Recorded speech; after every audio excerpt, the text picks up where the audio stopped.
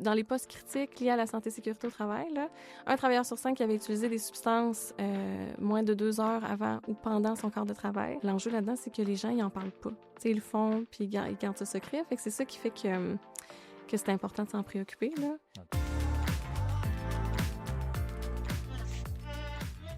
Bonjour tout le monde, ça me fait plaisir d'être avec vous encore aujourd'hui pour un nouvel épisode de l'Audio Brio. En débutant, j'aimerais vous parler très rapidement de notre offre de service et ce que Brio peut vous offrir. On a chez Brio différents services en santé organisationnelle, que ce soit de l'analyse des risques psychosociaux, que ce soit du coaching de gestion, de la médiation, de la gestion de conflits, un beau catalogue de formation aussi très complet. Donc, je vous invite à allez jeter un œil, allez voir ce qu'on offre. On a aussi un nouveau site web, nouvelle image qu'on a travaillé très fort l'équipe là-dessus. Donc, je vous invite à aller voir.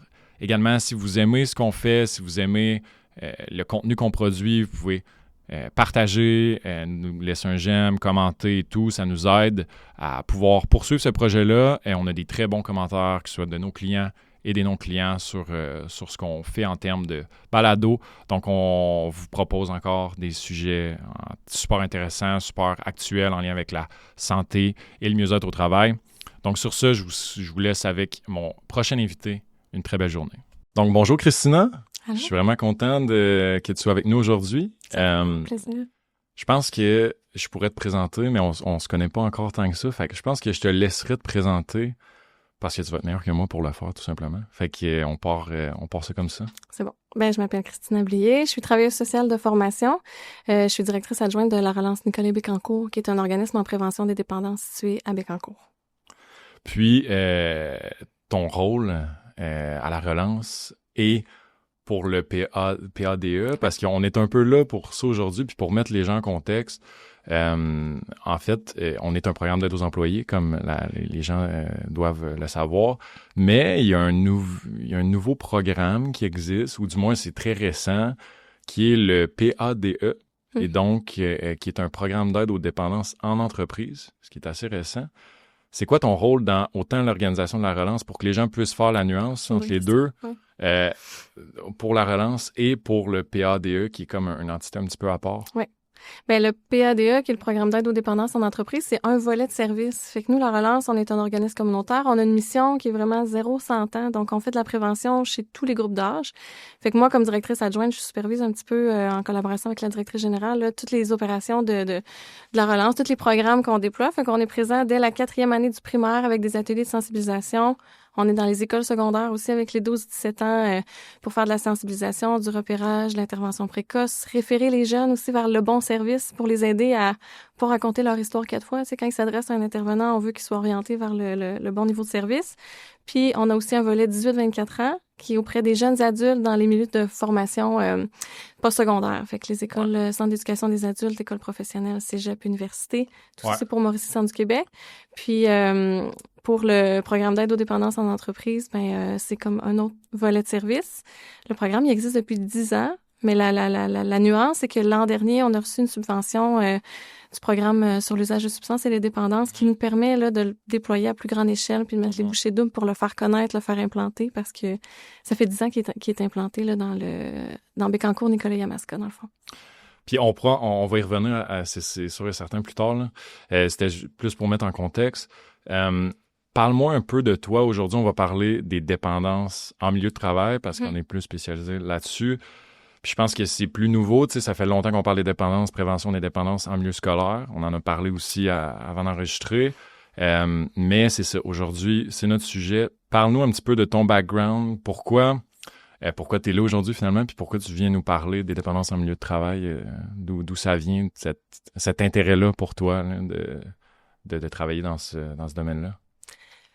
Il n'y a pas d'événement marquant spécifique. Je pense que c'est plus une impression générale. Tu sais, quand j'ai fait mon bac en psycho, dans le fond, à Trois-Rivières, puis dans 3 ans de formation à temps plein, j'ai eu aucun cours sur la dépendance, alors qu'en santé mentale, c'est vraiment un incontournable. En fait, ça concerne toute la population.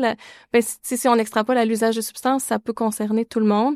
Si on ajoute les jeux de hasard et d'argent, la superdépendance, je veux dire, on se pose pas la question. Là, c'est pertinent pour n'importe qui est humain sur cette terre. Fait que ça me dépassait de voir que j'avais pas eu de cours. Je sais que ça a évolué depuis, là. Ça fait quelques années déjà que j'ai fini mon bac. Fait qu'en allant à la maîtrise en travail social, j'ai décidé de m'intéresser plus en détail à la problématique de la dépendance.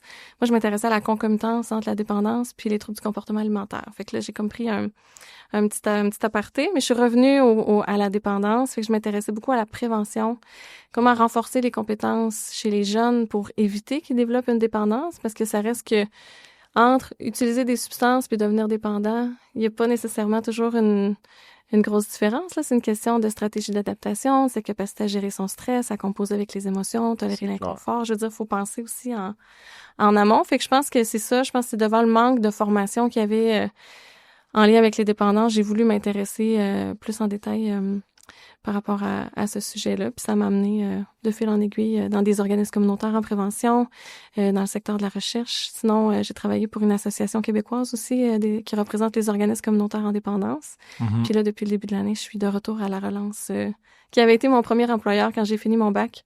Je travaillais dans les écoles comme éducatrice en prévention. Puis là, je suis de retour comme directrice adjointe. Fait que je peux compléter un petit peu ce qui avait été entamé. Là. Je trouve que c'est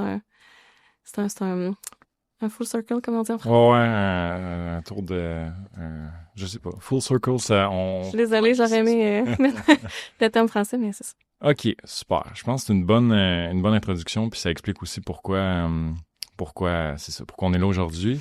On va commencer, puis à parler un petit peu plus général. On va revenir au milieu de travail plus spécifique plus tard. On va commencer un petit peu par les dépendances de manière plus globale, puis c'est ça, on pourra revenir... plus tard pour la suite. Si on commence ça en peut-être parlant un petit peu de chiffres, d'usage canadien, québécois, juste pour mettre un peu la table, puis on en est où en 2025, bientôt 2026, par rapport à ça? Qu'est-ce qui... c'est ça, en fait, faire un petit topo là-dessus pour que les gens puissent avoir une meilleure idée, en fait. Là. Mm-hmm. Ben d'abord, tu sais, comme j'ai dit tantôt, il faut distinguer. Dans le fond, il y a la problématique clinique, si on veut, des troubles liés à l'usage de substances ou les troubles liés au jeu de hasard et d'argent, qui concernent à peu près 4 à 5 de la population. En fait, 4 puis si on ajoute les jeux de hasard et d'argent, on parle de 5 de la population. Fait que ça, c'est la problématique clinique, c'est là où la personne, elle peut plus vaquer à ses occupations régulières. Là. Il y a une souffrance marquée, la personne a besoin de soutien pour son rétablissement. Mais si on remonte à des habitudes d'usage à risque, utiliser des comportements à risque, si on inclut les écrans là-dedans, ça concerne vraiment une forte proportion de la population. Tu sais, des chiffres par rapport à... Tu sais, j'ai beaucoup de chiffres en milieu de travail, là, parce que c'est sûr que là, c'est la majeure de mon intérêt ces temps-ci, là, mais c'est un travailleur sur 5 qui est concerné par l'usage à risque en milieu de travail. Il y a une étude super intéressante du Centre canadien sur les dépendances usage de substances qui a été tenue cet été. Donc, en juillet, les résultats sont vraiment tout frais.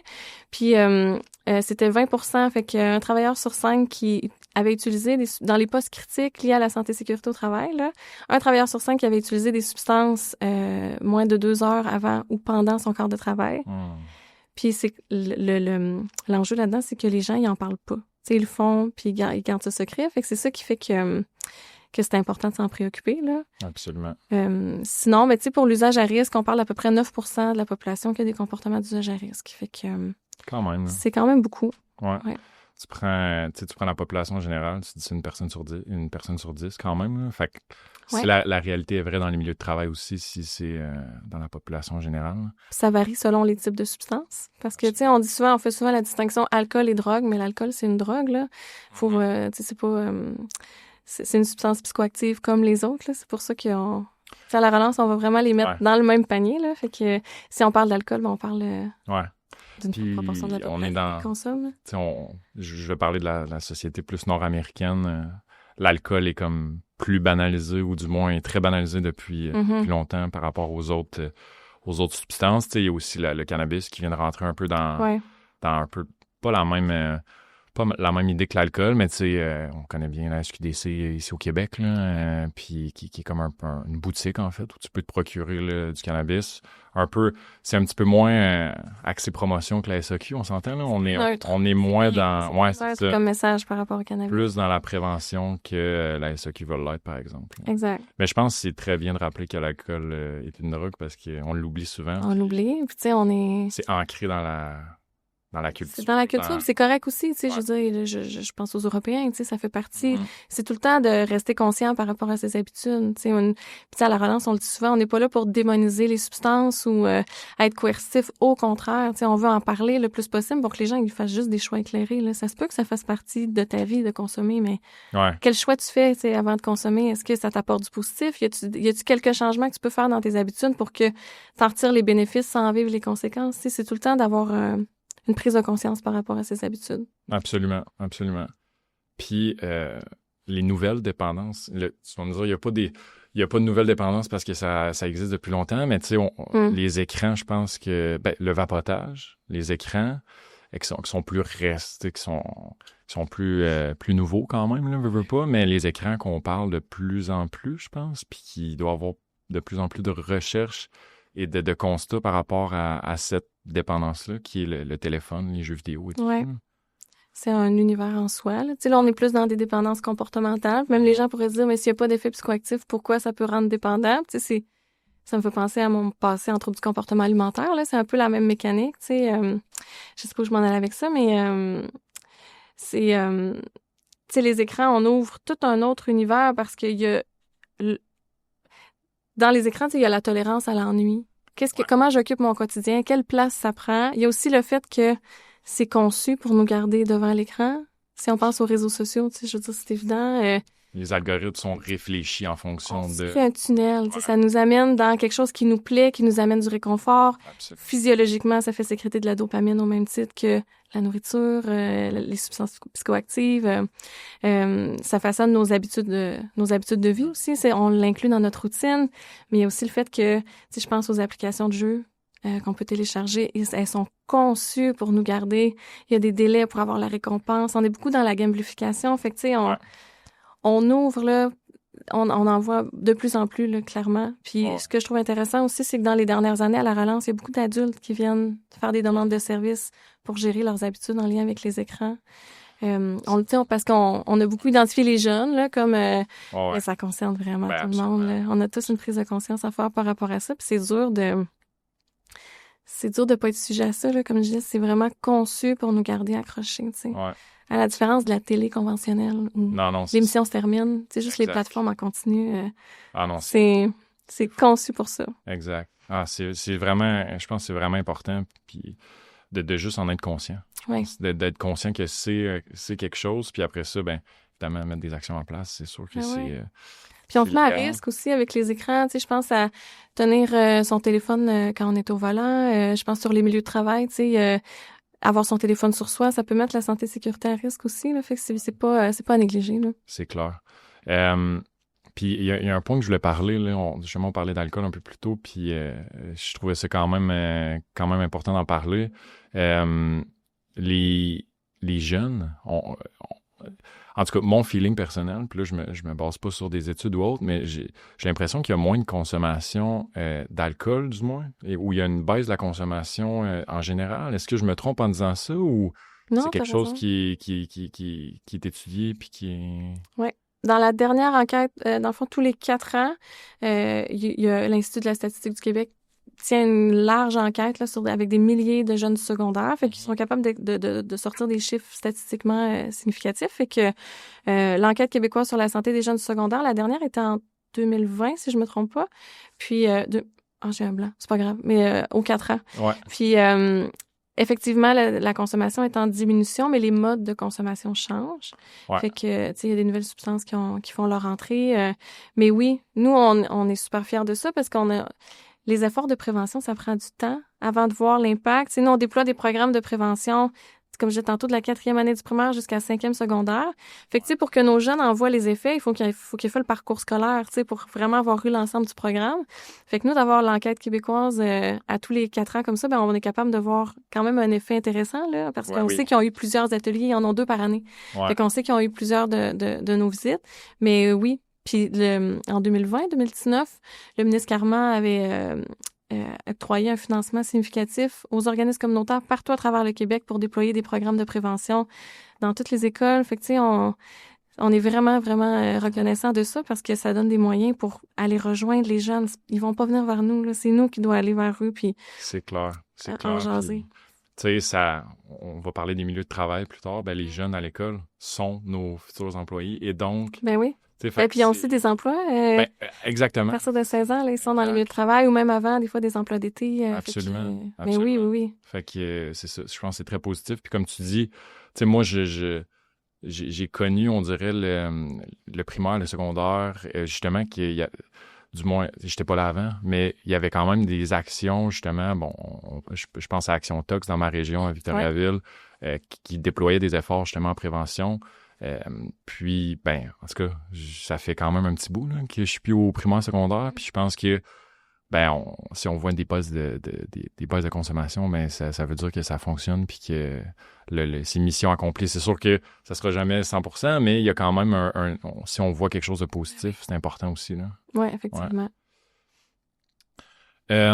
OK, donc on va basculer un petit peu plus au niveau milieu de travail, parce qu'évidemment, on est là un petit peu plus pour ça. Puis j'aimerais ça qu'on commence par discuter un petit peu dans les milieux de travail, que ce soit un gestionnaire, une personne en ressources humaines, un employé, est-ce qu'on peut commencer par les signes à surveiller et les différents impacts que ça peut avoir là, dans nos milieux de travail? C'est une bonne question. C'est une question qui est comme impossible à répondre dans le sens où les signes à surveiller, à part certains signes aigus de consommation, ils sont très subjectifs. Tu sais, c'est le portrait général. Les employeurs, ils connaissent leurs employés, puis c'est eux les mieux placés pour voir, y a-t-il un changement significatif aussi dans les habitudes ou chez la personne, dans le fond? Mm-hmm. Tu peux-tu me rappeler ta question? Excuse-moi. Ben oui, pas de problème. En fait, les signes à surveiller, les impacts, en fait, si on commence par les signes, initialement, là, les signes à surveiller dans les milieux de travail où comment les employeurs, les gestionnaires, les RH et les employés peuvent être mieux aiguillés ou avoir des petits red flags qui peuvent se lever un petit peu plus? Ben, c'est ça. Il y a les signes aigus, mais je pense que, tu sais, la question, c'est est-ce que dans mon entreprise, les employés ont l'espace pour le dire s'il y a quelque chose, que ce soit leur superviseur, leurs collègues. Ouais. Parce que, comme je disais, c'est 5 personnes sur 10 dans les postes critiques qui n'en parlent pas de leurs enjeux de consommation. Fait que il y a des bonnes chances qu'on le saura pas, en fait. Puis c'est pas parce que la personne est pas intoxiquée sur les heures de travail qu'elle a pas les facultés affaiblies ou qu'elle est pas affectée par sa consommation en dehors des heures de travail. Ça peut affecter la productivité au travail. Ça se peut aussi qu'il y ait eu un incident, que les collègues sont au courant, mais les gens couvrent la personne, ça crée de la tension, ou personne veut travailler avec cette personne-là parce qu'ils savent que des fois, elle est intoxiquée, puis elle met la santé et sécurité des autres travailleurs à risque. Fait que, tu sais, il y a tellement de petits éléments subtils dans le contexte que c'est pour ça qu'on peut pas nécessairement donner une réponse générale. Tu sais, ça dépend dans chaque contexte.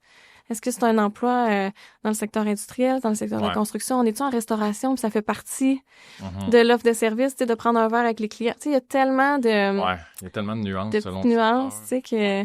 Mais ce qui est sûr, c'est que ça a un impact, là. Même si c'est pas un travailleur ou une travailleuse qui est intoxiquée sur ses heures de travail, c'est sûr que ça peut avoir un impact. On extrapole aussi souvent à... Tu sais, l'intérêt de se soucier de la dépendance en milieu de travail, c'est aussi, tu sais, j'ai en tête un travailleur qui a son enfant a une dépendance. Mm-hmm. C'est sûr que ça a un impact sur sa prestation de travail à ce travailleur-là. C'est dépendamment de son jeune de soutien. Est-ce que comme parent, il est outillé pour intervenir avec son jeune? Mm-hmm. Tu vois, on a tellement de couches d'oignons, tu sais, à couvrir que c'est ça. Là, je suis en train de m'éparpiller, mais je trouve ça vraiment c'est ça l'objectif aussi. Complexe. Puis, en termes de climat de travail, c'est particulier comme question, mais est-ce que... Assurément, la réponse c'est oui. Je connais déjà la réponse à la question, mais j'aimerais ça que tu nous en parles un peu, l'impact sur le climat de travail ou sur l'équipe ou sur...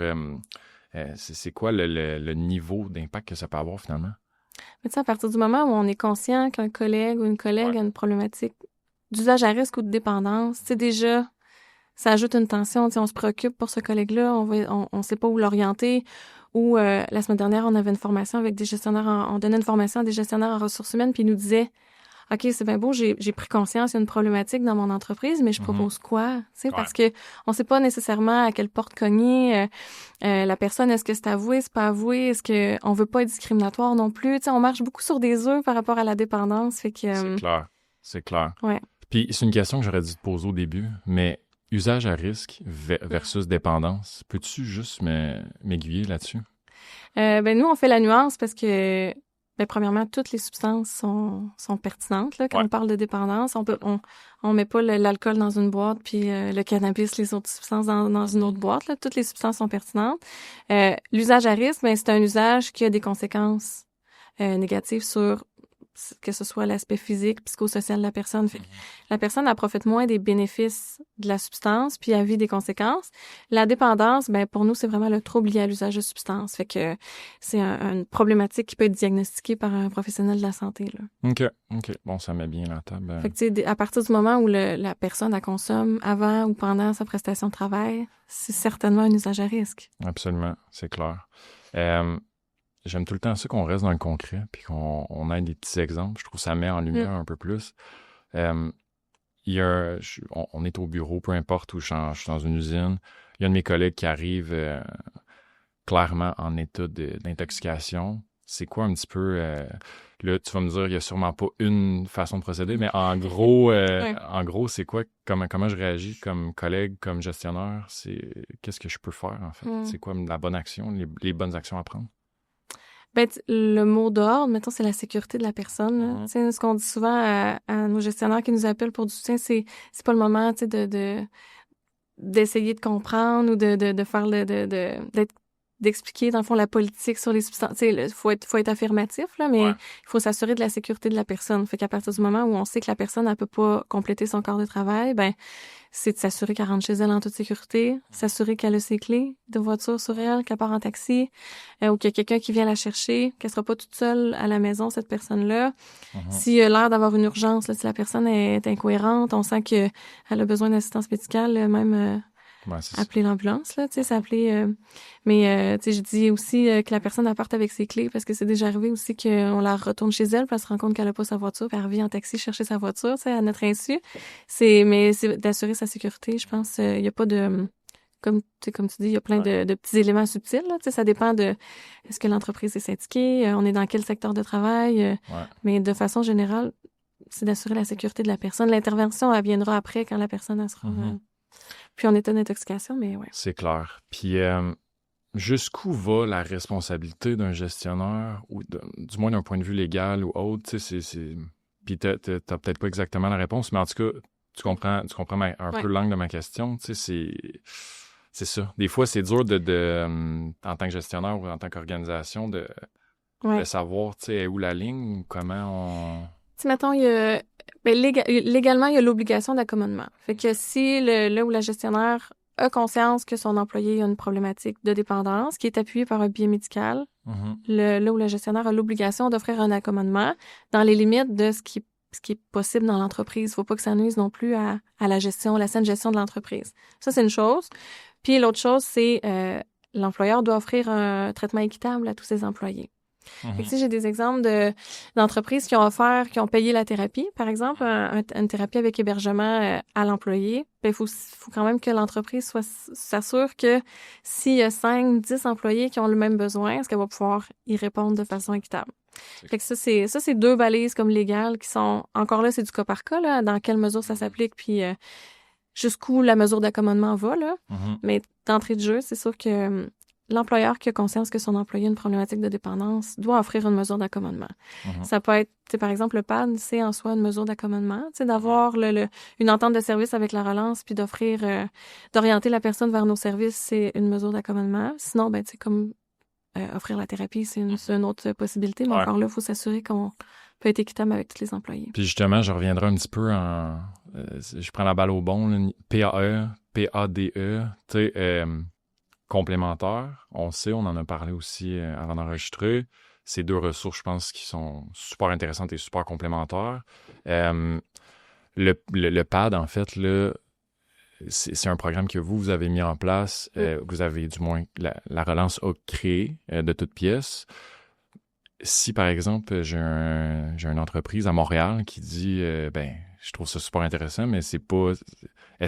Comment ça fonctionne, en fait, niveau PAD pour le déployer dans différentes régions? C'est plus ça ma question, en fait. OK.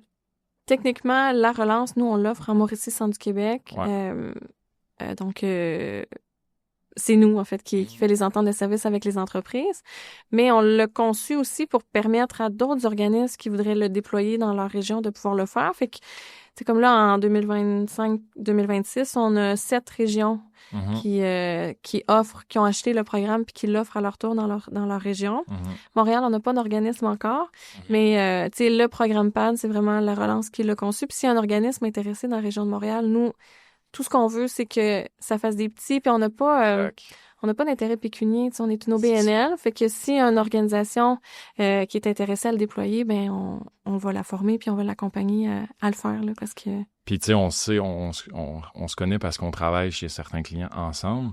Peux-tu m'expliquer de toi un peu ta vision de la complémentarité entre un programme d'aide aux employés et le PAD, en fait, qui est très complémentaire, en fait? Wow.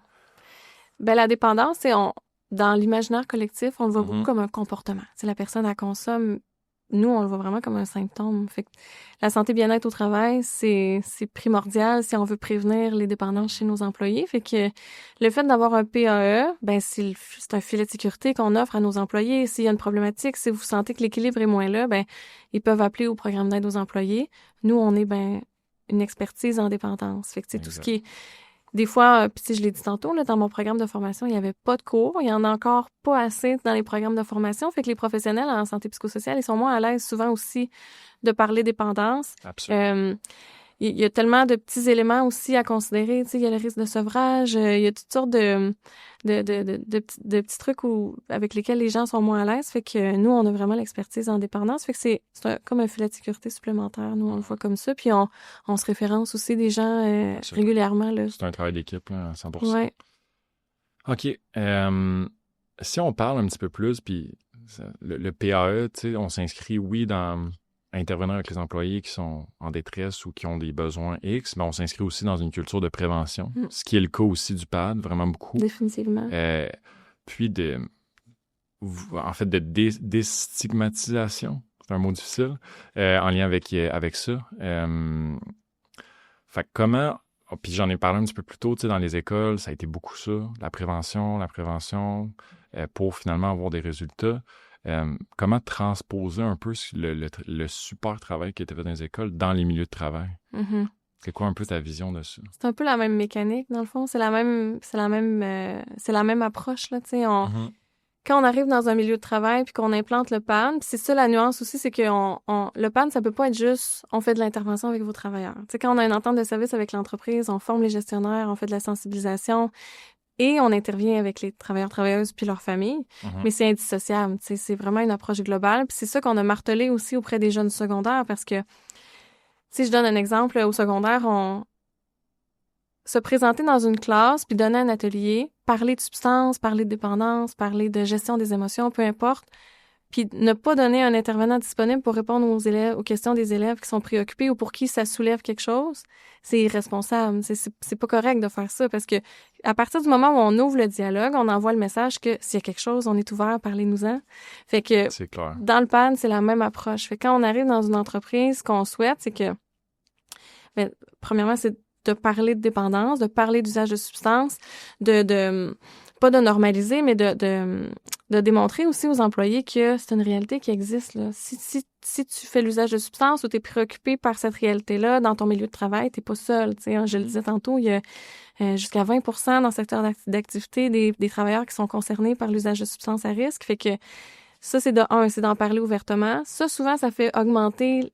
Ça fait soulever, ça fait popper, si on veut, des demandes de services, parce que là, les gens, ils se disent, OK, ben là, je sais à qui m'adresser, ou, j'avais pas réalisé que peut-être ma consommation d'alcool ou cannabis était peut-être à risque ou avait peut-être un impact sur mon travail. Fait que ça, c'est important. Puis l'autre couche qu'on ajoute au PAN, c'est qu'on soutient les gestionnaires, parce que dans l'entreprise, la connotation de la politique sur les substances dans le milieu de travail, elle va beaucoup donner la donne aussi. Elle va donner le ton aux employés sur est-ce que si j'ai une problématique, je peux m'ouvrir puis je peux le nommer puis aller chercher de l'aide ou je suis mieux de le cacher parce que la politique est très coercitive ou... Fait que c'est pour ça que le PAD, nous, on met l'accent sur accompagner les gestionnaires aussi, avoir des politiques qui sont bienveillantes, qui ont un juste équilibre aussi entre l'aspect légal puis la bienveillance, les droits des travailleurs, tu sais. Fait que c'est le même principe c'est la même approche que dans les écoles, tu sais, où là, on accompagne les directions d'école avec les politiques en lien avec les substances, mais c'est le même principe. C'est un changement systémique, tu sais, qu'on veut apporter dans l'entreprise plutôt que juste tu as été pris en état de consommation, fait que tu vas consulter la relance. C'est pas... Exact, c'est ça. Nous, pour nous, l'indicateur que le programme marche, c'est quand les travailleurs viennent vers nous de façon volontaire, puis en amont, avant, ou que des gestionnaires, des chefs d'équipe, des délégués sociaux nous réfèrent des gens tôt dans le processus. Là, pour nous, là, on est fiers, on se rend compte que ça marche dans l'entreprise. Culture de prévention, puis on agit en amont plutôt C'est que... ça.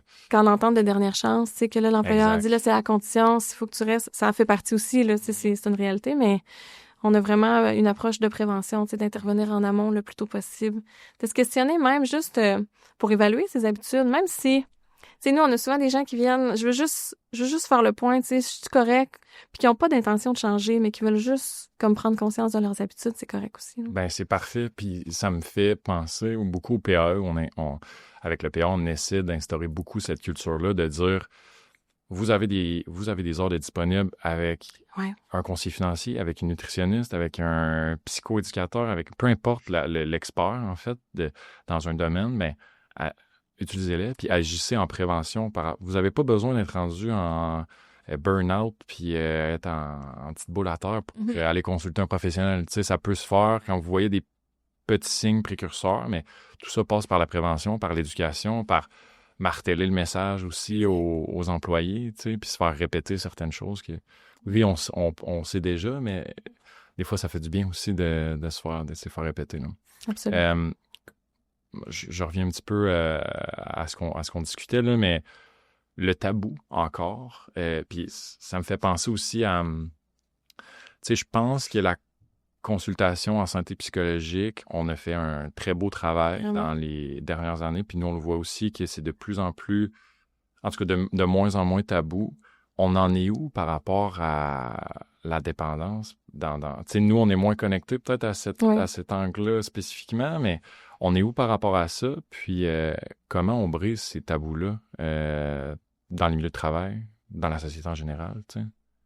C'est une giga grande question. C'est une très grande question. Ouais. T'as pas besoin de... Non, mais c'est super intéressant en même temps. Là, c'est pas... c'est juste... tu sais, on progresse quand même. Là. Ouais. Je me revois au secondaire, là, on n'en parlait pas. Puis nous, on était quand même novateurs parce que dans notre école, il y avait un intervenant en toxicomanie. Tu sais, fait que ne serait-ce que le choix des mots, on a évolué. Tu sais, on parle de dépendance, on parle de substances psychoactives, mais il y a des grosses traces, là, tu sais, dans la couverture médiatique. Fait que comment, comme société, on parle des substances, ça influence beaucoup comment les gens le vivent, comment les gens le perçoivent. Fait que, tu sais, c'est sûr qu'on est encore dans des eaux de... Si j'ai une problématique d'anxiété, je vais aller consulter beaucoup plus vite que si j'ai une problématique de consommation de cocaïne, tu sais. Ouais. Reste que... Tu sais, je veux pas pointer du doigt, là, mais reste que... je veux pas pointer du doigt, puis je suis une même. Mais dans la couverture médiatique, on est encore dans le clivage. Comme je disais tantôt, l'alcool et les drogues. Fait que ça fait en sorte que, dépendamment de la substance que tu consommes, peut-être tu vas être plus enclin à aller vers les services. Tu sais, je pense que c'est 30% des gens qui ont une problématique de dépendance qui vont par eux-mêmes vers les services. Fait que c'est la tiers, là. C'est vraiment pas beaucoup. C'est ça. Fait que, tu sais, ça, c'est un symptôme aussi du fait qu'il y a encore beaucoup de stigmatisation. Fait que selon les substances... la légalisation du cannabis, ça a beaucoup aidé quand même, là. Tu sais, ça a forcé les gens à parler de substances. Mais moi, je pense que tant que, encore là, qu'il y a un traitement, c'est un peu, c'est vraiment scindé, là. Tu sais, il y a l'alcool. Là, on est dans un modèle capitaliste, là. Tu sais, il y a des points de fidélité, on a notre carte Inspire, on a des suggestions personnalisées pour aller chercher le bon produit. Il y a le coup de cœur de marque à la SAQ, tu sais. C'est incroyable. C'est quand même fascinant, là. Ouais. Après ça, il y a le cannabis, où là, on est vraiment plus dans un modèle neutre. On est dans un modèle légal, régulé, où là, le gouvernement donne accès à une substance dont on connaît la composition. On est capable de, dépendamment de ton profil, de ta préférence, tu peux aller chercher un cannabis qui te convient mieux, aller chercher un cannabis avec plus de CBD, moins de THC, tu sais. Reste que avant la légalisation, il n'y avait pas ça, là. On est dans la prévention, une SQDC, là, les pamphlets, les affiches de prévention, de comment ça fonctionne. Tout ça, on est vraiment dans l'éducation des gens par rapport à ça. Là. Les préposés sont là pour te permettre de faire un choix éclairé, mais pas t'influencer ou te faire goûter un produit non, c'est ça. à la caisse, tu sais. Fait que Puis c'est pas, je suis pas là pour moraliser, c'est juste qu'objectivement, quand on regarde ça, on est comme, mais voyons, comment c'est qu'on a ce regard-là tellement différent d'une substance à l'autre. Fait que c'est sûr que l'issue de tout ça, c'est que la personne, dépendamment de ce qu'elle consomme, elle va pas nécessairement aller vers les services aussi rapidement. Non, c'est clair. Fait que le regard social, il est là. Ouais, mais dès qu'on entre dans une entreprise, qu'on se met à former les gestionnaires, à faire des kiosques de sensibilisation, puis qu'on... Nous, comment je dirais, on va au-devant, puis on l'ouvre, le dialogue, mais c'est sûr que ça change les choses, là. Ouais. Juste de signer avec la relance, l'employeur, c'est vraiment un engagement, là, de dire, nous, on va parler d'usage de substances dans notre entreprise, puis on va épauler les personnes qui en ont besoin. Tu sais, c'est un bel engagement. 100%. Puis je ramène ça un petit peu au PAE, puis au niveau d'agir en prévention, puis en fait, s'assurer ou maximiser les chances que nos employés soient en santé, soient bien, exact. Soient en confiance, soient, bref, soient en santé sur tous les volets. C'est la base. Puis je pense que de parler un petit peu plus de dépendance, tu sais, veux pas, la majorité de notre vie, on la passe au travail. Hein. Fait que je pense que de minimiser l'impact qu'un milieu de travail peut avoir sur quelqu'un, ça, il reste que, je pense pas que c'est 100% la responsabilité de l'employeur, mais je pense que si l'employeur peut faire une différence, why not? C'est ce que la loi 27, c'est là où la loi 27 change la donne. On parle de santé, sécurité au travail, et la santé psychologique aussi. Puis ils sont indissociables, santé psychologique, santé physique, les deux s'influencent. Là, on a trop longtemps considéré le cerveau comme une boîte à part. Là, tout ça, ça va ensemble. C'est des systèmes qui s'influencent. Fait que oui, puis on engage les humains dans leur ensemble. Ces humains-là, ils ont une histoire de vie, ils ont un parcours, on a toute notre histoire, on a tous nos petits accrochages dans notre vie, on a toutes nos façons de s'adapter, certaines moins saines, certaines plus saines, mais c'est sûr que ça a un impact. La personne qu'on embauche, comment elle est dans le milieu de travail, c'est un reflet de comment elle est dans sa vie privée. Là, on n'engage pas deux personnes différentes, fait qu'on peut pas en faire fi. Là. Ça, c'est sûr.